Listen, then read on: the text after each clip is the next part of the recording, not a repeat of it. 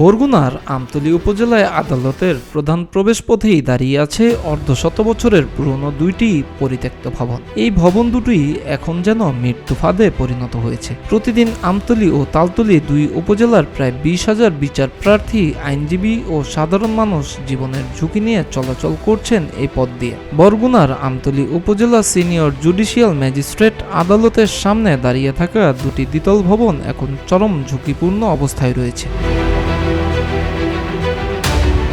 1975 সালে বাংলাদেশের কৃষি উন্নয়ন কর্পোরেশন বিএসডিসি মেশিনারিজ ও কৃষি যন্ত্রপাতি সংরক্ষণের জন্য এই ভবন দুটি নির্মাণ করে। প্রায় 15 বছর আগে ভবন দুটি পরিত্যক্ত ঘোষণা করা হলেও এখন পর্যন্ত সেগুলো অপসারণে নেওয়া হয়নি কার্যকর উদ্যোগ। ভবন দুটির মাঝখান দিয়েই নির্মাণ করা হয়েছে আদালতের মূল প্রবেশদ্বার। ফলে প্রতিদিন হাজারো মানুষ ঝুঁকি নিয়ে প্রবেশ ও প্রস্থান করছেন সেখান দিয়ে।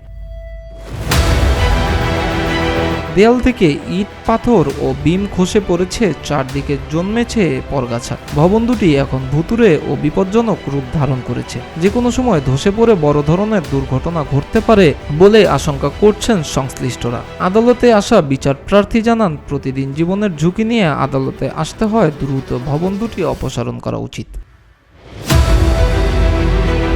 অ্যাডভোকেট রেজাউল করিম রেজা বলেন, আদালতের মতো গুরুত্বপূর্ণ স্থাপনায় প্রবেশ পথে যদি এমন ঝুঁকিপূর্ণ ভবন দাঁড়িয়ে থাকে তাহলে তা শুধু দৃষ্টিকটু নয়, প্রাণঘাতীও হতে পারে। দ্রুত ব্যবস্থা না নিলে বড় দুর্ঘটনা ঘটতে পারে। সহকারী পাবলিক প্রসিকিউটর মোহাম্মদ মাহবুবুল আলম বলেন, বিএসডিসির পরিত্যক্ত ভবন দুটি বিচার প্রার্থী ও আইনজীবীদের জন্য মারাত্মক ঝুঁকিপূর্ণ। কখন কি ঘটে যায় বলা যায় না।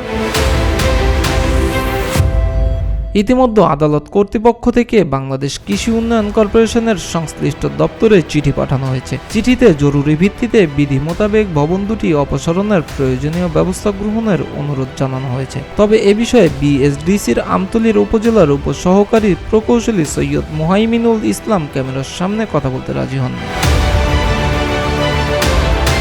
মিরাজ হোসাইন, প্রতিদিনের বাংলাদেশ।